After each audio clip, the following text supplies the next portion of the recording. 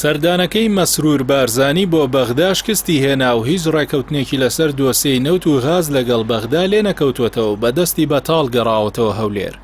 ڕۆژنامەی عەرەبی لەندەنی لە زاری ناوەندە سیاسیە کوردیەکانەوە گواستوێتەوە مەسرور بارزانی سەرۆکی حکومەتی هەرێم بەبێ ڕێکەوتن لەسەر دۆسیە ناکۆچیە لەسەرەکان لەگەڵ بەغدا گەڕاوەتەوە هەرێمی کوردستان و نەیتوانیوە هیچ ڕێکەوتنێک لەگەڵ بەغدا واژۆ بکات.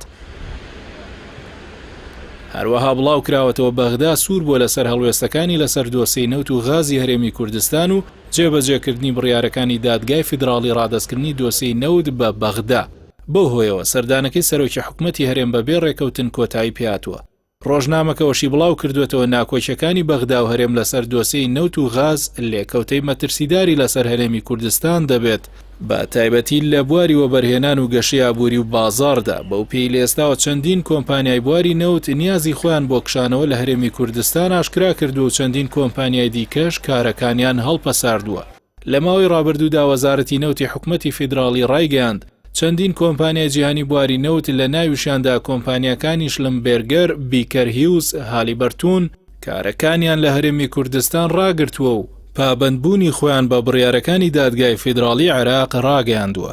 هەروەها ئەوەش ڕاگەیاندرا لە پاش بڕیارەکانی دادگای فیدراڵی لەسەر دۆسیەی نەوتی هەرێم چەندین کۆمپانیای دیکەی بواری نەوت نوێکردنەوەی گرێبەستەکان وەرگرتنی پرۆژەی نوێی بواری نەوت و غازیان لەگەڵ هەرێمی کوردستان ڕاگرتووە. لە سەردانەکەی بارزانی نووسینگەی ڕاگەاندنی سەرۆکوەزیرانی عێراق ڕایگەاندووە ڕێکەوتون لەسەر بەردەوامی کۆبوونەوەکانی نێوان وەزارەتی نەوتی حکومەتی فیدراڵی وەزارەتی سامانە سروشتەکانی هەرێم لەسەر دۆسیەی نەوت بە ئامانجی گەیشتن بە چارەسەرێکی هاوبەش. بەڵام تاوەکو ئێستا هیچ ڕاگەاندراوێک لەلایەن سەرۆکی حکومەتی هەرێمەوە لەسەر سەردانەکەی بۆ بەغدا بڵاو نەکراوەتەوە.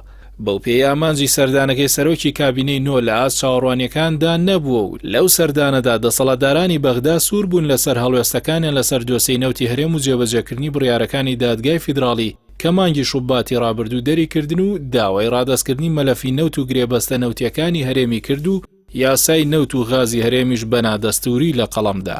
شەممەی ڕابردوو بۆ دومین جار لە ماوەی 3 ساڵی سەرۆکاتی کابینەی نۆدا مەسرور بارزانی سەردانی بەغدای کرد و ڕایگەاند خۆشحاڵەکە گەڕاوەتەوە بۆ بەغدا، بەڵام وەکو زانیاری ڕۆژنامەوانیەکان دەریان خستووە سەرۆکوەزیرانی هەرێم بە دەستی بەتاڵ گەڕاوەتەوە هەولێر.